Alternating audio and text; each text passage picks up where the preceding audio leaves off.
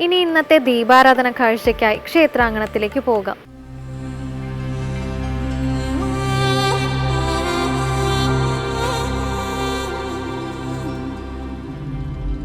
ദശരഥ ഭവൻ.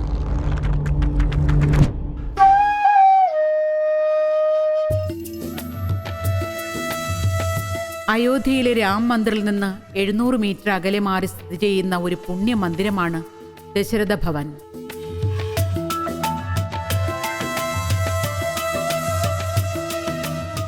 രാമക്ഷേത്ര ദർശനം നടത്തുന്ന ഭക്തർക്ക് നടന്നെത്താവുന്ന ദൂരത്ത് സ്ഥിതി ചെയ്യുന്ന ഈ ആരാധനാ സ്ഥാനത്താണ് ദശരഥന്റെ കൊട്ടാരം സ്ഥിതി ചെയ്തിരുന്നത് എന്ന് വിശ്വസിക്കപ്പെടുന്നു.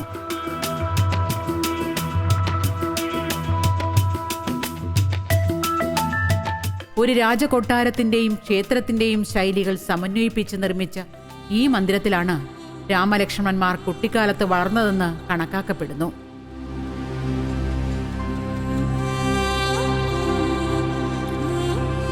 പെയിന്റിങ്ങുകളും ശില്പവേലകളും കൊണ്ട് ധന്യമാക്കിയ കമാനം കടന്നാൽ ദശരഥ ഭവനമായി. കൊട്ടാരത്തിന്റെ മധ്യഭാഗത്തായി വിശാലമായൊരു മുറ്റമുണ്ട്. ഭക്തർക്ക് ഒത്തുകൂടാനും ഭജനയും കീർത്തനങ്ങളും ആലപിക്കാനും സൗകര്യപ്രദമായ സ്ഥലമാണിത്. മന്ദിരത്തിനു മുകളിൽ തികച്ചും രാജകീയമായ താഴികക്കുടങ്ങൾ നമുക്ക് ദർശിക്കാം.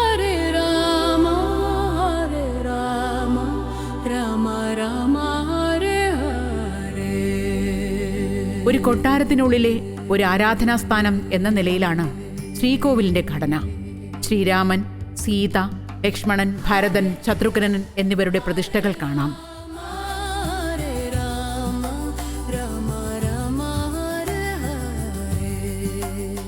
ശ്രീരാമന്റെ ഇടതുഭാഗത്ത് സീതാദേവിയും വലതുഭാഗത്ത് ലക്ഷ്മണനും സമീപത്തായി ഭരത ശത്രുഘ്നന്മാരും നിൽക്കുന്ന രീതിയിലുള്ള ഈ പ്രതിഷ്ഠ വനവാസത്തിനു മുമ്പ് കൊട്ടാരത്തിൽ ഏവരും സസന്തോഷം കഴിഞ്ഞ നാളുകളെ ഓർമ്മപ്പെടുത്തുന്നു.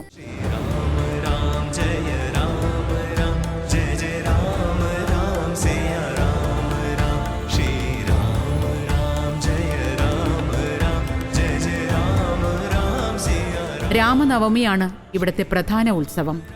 ദീപപുഷ്പാദികളാൽ അലങ്കൃതമായ ഈ കൊട്ടാരത്തിലേക്ക് ഉത്സവകാലത്ത് സരയൂ സ്നാനം കഴിഞ്ഞ് ഭക്തർ എത്തി പ്രാർത്ഥന നടത്തുന്നു.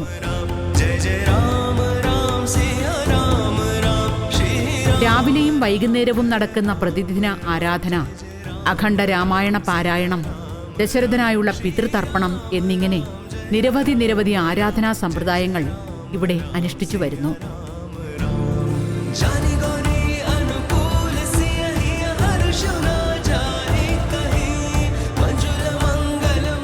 മനസ്സിന് ശാന്തത പകരാൻ കഴിവുള്ള ഭക്തിനിർഭരമായ ഇത്തരം വിശ്വാസങ്ങൾ ഹൈന്ദവ സംസ്കൃതിക്ക് മാത്രം അവകാശപ്പെടാനുള്ളതാണ്. അതെ, അയോധ്യ ചരിത്രാതീത കാലത്തു നിന്നും ചരിത്രത്തിൻ്റെ താളുകളിലേക്ക് സുവർണലിപിയിൽ പകർത്തിയെഴുതിയ അധ്യായമാണ്. ഒരു രാമരാജ്യത്തിൻ്റെ സ്മരണ, മറ്റൊരു രാമരാജ്യത്തിൻ്റെ പ്രതീക്ഷ.